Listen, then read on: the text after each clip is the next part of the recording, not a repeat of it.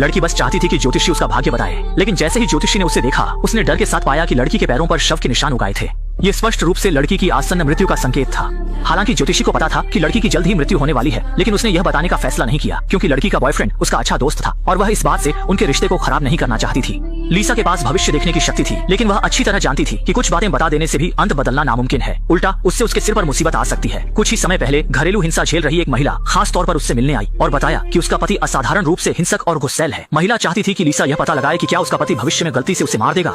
लीसा ने स्थिति को देखते हुए मदद करने का फैसला किया। टैरो कार्ड से भविष्यवाणी करने के बाद उसने जल्द ही निष्कर्ष निकाला कि उसका पति असुरक्षित और क्रोधी व्यक्ति है, लेकिन इतना पागल नहीं कि किसी की हत्या कर दे। हालांकि जान का खतरा नहीं था, फिर भी उसने महिला को जल्द से जल्द तलाक लेने की सलाह दी, वरना भविष्य में बहुत कष्ट झेलना पड़ेगा। लेकिन उसे यह नहीं पता था कि उसकी यही बात उसके लिए बहुत बड़ी मुसीबत लेकर आने वाली है, क्योंकि उसी रात जब उसने भविष्यवाणी की, महिला का पति सीधे उसके घर आ गया। उसने लीसा को एक धोखेबाज कहा और आरोप लगाया कि उसने उसके और उसकी पत्नी के रिश्ते को बुरी तरह से नुकसान पहुंचाया है। फिर उसने लीसा को धमकी दी कि अगर वह आगे से उनके मामलों में दखल देगी तो वह उसके प्यारे बेटे को मार डालेगा। ये सुनकर लीसा डर के मारे कांप उठी और आखिरकार उसे समझ में आ गया कि बोलने से कैसे मुसीबत आ सकती है। उसे लगा कि अगर अब वह चुप रहेगी तो वह मुसीबत से बच सकती है। लेकिन अगले दिन दोपहर में वही घरेलू हिंसा की शिकार महिला फिर से उसके पास आ गई और उसने चाहा कि लीसा उससे भविष्यवाणी करके बताए कि उसका पति कब घरेलू हिंसा करना बंद करेगा। अभी दोनों की बातचीत ठीक से शुरू भी नहीं हुई थी कि महिला का पति गुस्से में घर में घुस आया। बिना कुछ सुने ही लीसा को जमीन पर धक्का दे दिया और उसे झूठी बातों से लोगों को बहकाने वाली बुढ़िया कहकर चिल्लाया। इसके बाद वह अपनी पत्नी को घसीटते हुए ले गया, लेकिन इसी पल से डरावने सपने लीसा के पीछे पड़ गए। उसी रात सोती हुई लीसा का गला एक बड़ी जोड़ी हाथों ने कसकर पकड़ लिया। ठीक जब उसकी जान खतरे में थी, वह अचानक चौंक कर जाग उठी। सौभाग्य से यह सिर्फ एक बुरा सपना था। डर के मारे लीसा ने घड़ी देखी। उस समय ठीक रात के 1:28 थे। एक ज्योतिषी होने के नाते वह अच्छी तरह जानती थी कि यह सपना कुछ बड़ा संकेत देता है, लेकिन वास्तव में क्या, यह उसे अभी पता नहीं था। लेकिन अगले दिन जब वह अपने बच्चे को स्कूल छोड़ने जा रही थी, उसकी सहेली दौड़ती हुई आई और उसने एक चौंकाने वाली खबर दी कि एक हफ्ता पहले जो लड़की भविष्यवाणी करवाने आई थी, वह अचानक रहस्यमयी तरीके से गायब हो गई। लीसा यह सुनकर ज्यादा हैरान नहीं हुई, क्योंकि उसने पहले ही देख लिया था कि लड़की के पैरों पर मृत्यु के निशान उगाए थे। अब तक जो कुछ भी हुआ, उसे देखकर लीसा को एहसास हो गया कि उस लड़की के साथ शायद कोई हादसा हो गया है, लेकिन उसने ये बात अपने दोस्त एंटोन को नहीं बताई। पहले कई बार दूसरों के मामलों में दखल देने के कारण वह पहले ही बहुत सी मुश्किलों में फंस चुकी थी। अपनी और अपने बच्चों की सुरक्षा के लिए उसने अब सब कुछ अनदेखा करने का फैसला किया। उसे लगा था कि अगर वह अब दूसरों के मामलों में हस्तक्षेप नहीं करेगी तो मुसीबतें भी उससे दूर रहेंगी। लेकिन उसी रात लड़की के पिता और पुलिस इंस्पेक्टर उसके पास आ गए। असल में लड़की 5 दिन पहले ही लापता हो चुकी थी। पुलिस ने आसपास के इलाके में पूरी तरह से तलाशी ली, लेकिन फिर भी लड़की का कोई सुराग नहीं मिला। जब लड़की के पिता को पता चला कि लीसा के पास भविष्य देखने की शक्ति है, तो उन्होंने लीसा से अनुरोध किया कि वह जान के जरिए कुछ सुराग पता लगाए। अपने दोस्त एंथन के सम्मान में लीसा ने मुश्किल से हामी भर दी। इसके बाद लीसा ने खिड़की के पास एक मोमबत्ती जलाई, लेकिन पुलिस कप्तान यह देखकर उपहास करने लगी। वह इस पुरानी अंधविश्वास की बातों पर बिल्कुल भी विश्वास नहीं करती थी। मजबूर लीसा को भी हिम्मत करके भविष्यवाणी जारी रखनी पड़ी। कार्ड्स लगाने के बाद उसने लड़की के लापता होने के दृश्य को भी साफ देख लिया। चूंकि पास में खड़ा पुलिस प्रमुख लगातार ताने मार रहा था,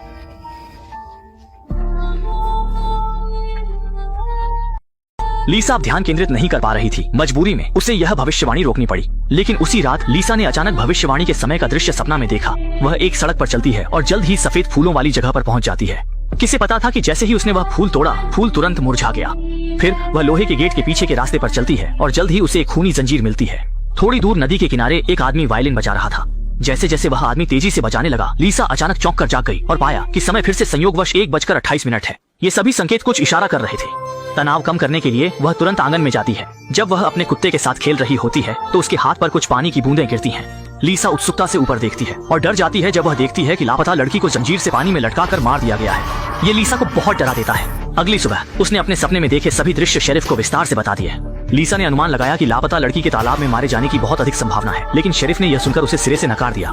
वह सिर्फ एक अजीब सपने के आधार पर पुलिस को जांच के लिए नहीं भेज सकता। इसके अलावा लीसा द्वारा वर्णित स्थान शहर में बहुत सारे हैं और एक एक करके खोजना सुई को घास के ढेर में खोजने जैसा होगा। यह सुनकर लीसा को अचानक अपने सपने में दिखाई देने वाले वायलिन बजाने वाले आदमी की याद आ गई, तो उसने शेरिफ से पूछा कि वह आदमी कौन है। शेरिफ ने बताया कि वह उसका बचपन का दोस्त है। वह बचपन से ही ईमानदार और सीधा साधा रहा है। वह कभी किसी की हत्या नहीं कर सकता। मजबूर लीसा ने आखिरकार पूछा कि उसके पड़ोस में कौन रहता है। शेरिफ ने थोड़ी देर सोचने के बाद बताया कि उसका पड़ोसी डॉनी नाम का है। ये सुनकर लीसा हैरान रह जाती है, क्योंकि डॉनी उसके लिए अजनबी नहीं है। वही आदमी है जिसने पहले अपनी पत्नी को पीटा था। जब उन्हें एहसास होता है कि लीसा का सपना बेबुनियाद नहीं है, पुलिस अधिकारी तुरंत संबंधित कर्मियों के साथ डॉनी के घर के तालाब पर पहुंचते हैं। ये जगह बिल्कुल लीसा के सपने जैसी है, यहाँ तक कि वही सफेद फूल भी है। बहुत जल्दी बचाव दल ने तालाब के किनारे जी जान से तलाश शुरू कर दी। कई घंटों की लगातार तलाश के बाद सोच भी नहीं सकते थे कि सच में कुछ मिला। जब वे इसे बाहर निकालते हैं तो पाते हैं कि जंजीर से बंधी लाश वही लड़की है जो कई दिनों से लापता थी। मृतक के पिता ये देखकर तुरंत ही स्वर्ग सिधार गए। आसपास रहने वाले डॉनी को पुलिस मुख्य संदिग्ध मानती है और उसे तुरंत पुलिस स्टेशन ले जाया जाता है। फोरेंसिक जांच के बाद पता चलता है कि लड़की के नाखूनों में सच में डॉनी की त्वचा के ऊतक हैं और इसका मतलब है कि लड़की पर हमला होने से पहले उसने जोरदार विरोध किया था और मौका पाकर उसे खरोंच दिया था। इसी वजह से उसके नाखूनों में उसकी त्वचा के ऊतक मिले।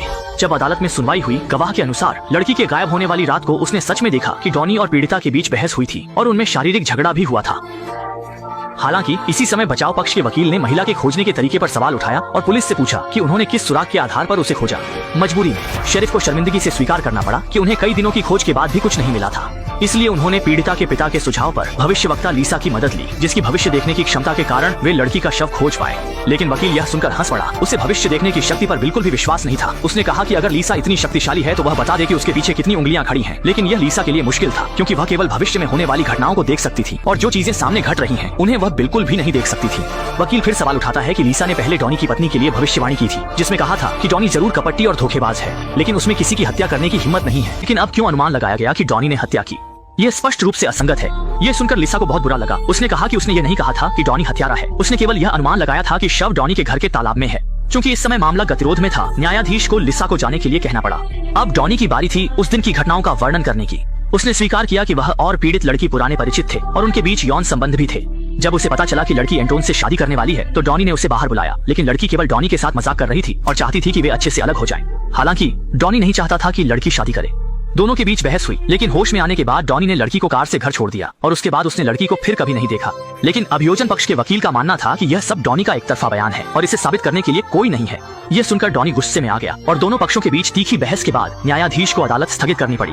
लेकिन जैसे ही लीसा रात को सोने की तैयारी कर रही थी, उसने अचानक देखा कि गलियारे का फर्श पानी से भरा हुआ था। जब उसने देखा कि पानी बाथरूम से बह रहा था तो लीसा ने हिम्मत जुटाकर धीरे धीरे दरवाजा खोला। अविश्वसनीय रूप से मृत लड़की बाथटब में बैठी थी और उसके मुंह से बुदबुदाते हुए निकल रहा था कि डॉनी हत्यारा नहीं है। इससे लीसा बहुत डर गई। जब उसने दोबारा आंखें खोली, लड़की फिर से गायब थी। इस घटना के बाद लीसा को एहसास हुआ कि हत्यारा कोई और हो सकता है। सच्चाई जानने के लिए अगले दिन लीसा ने मृतक के प्रेमी एंटोन से मुलाकात की और उसे पिछली रात की सारी बातें बताईं। उसका मानना था कि हत्यारा शायद डॉनी नहीं है, इसलिए वह भविष्यवाणी के माध्यम से और सुराग खोजना चाहती थी। लेकिन एंटोन यह सुनकर बहुत उत्तेजित हो गया। उसने कहा कि उसकी प्रेमिका की मौत हो चुकी है और हत्यारा डॉनी जेल में है और वह चाहता था कि मामला यहीं खत्म हो जाए और लीसा को और जांच न करने की सलाह दी। लेकिन लीसा ने कहा कि वह अभी घर पर अपने भविष्यवाणी के माध्यम से यह पता लगा चुकी है कि हत्यारा डॉनी नहीं बल्कि कोई और है। अब उसे बस मृतक के कपड़ों का एक टुकड़ा चाहिए जिससे वह असली हत्यारे को पकड़ सके। असली अपराधी को न्याय के कटघरे में लाने के लिए एंटोन को सहमत होना पड़ा। हत्या के पीछे के असली अपराधी को पकड़ने के लिए भविष्यवक्ता ने आधी रात को घटना स्थल पर जाने का फैसला किया। जैसे जैसे वह शव के दफन स्थल के करीब पहुंचा, भविष्यवाणी के संकेत और भी स्पष्ट होते गए। अगले ही पल पीड़िता के जीवन के दृश्य उसके सामने आने लगे। उसने देखा कि पीड़ित लड़की डॉनी से बात करने के बाद लड़की का प्रेमी एंटोन वहां आ गया। दरअसल एंटोन को पहले से ही अपनी प्रेमिका के धोखे के बारे में पता था और वह उससे सवाल पूछने आया था। इस स्थिति को देखकर लड़की ने सब कुछ स्वीकार कर लिया और कहा कि वह एंटोन से प्यार नहीं करती बल्कि केवल उसकी संपत्ति से प्यार करती है। यह सुनकर एंटोन क्रोध से भर गया और उसने लड़की का गला घोंट दिया। और इस समय लड़की की मौत का समय ठीक रात 1:28 था, जो पहले की बातों से मेल खाता है। अब सब कुछ स्पष्ट हो गया है। सच्चाई जानकर लीसा भी बहुत चौंक गई। अपराधी को सतर्क न करने के लिए लीसा को शांत रहकर झूठ बोलना पड़ा कि अब रात हो चुकी है, वह भविष्यवाणी नहीं कर सकती और उसे कल वापस आने के लिए कहा। लेकिन जब एंटोन ने लीसा की आंखों में झिझक देखी तो उसे तुरंत कुछ गड़बड़ लगी।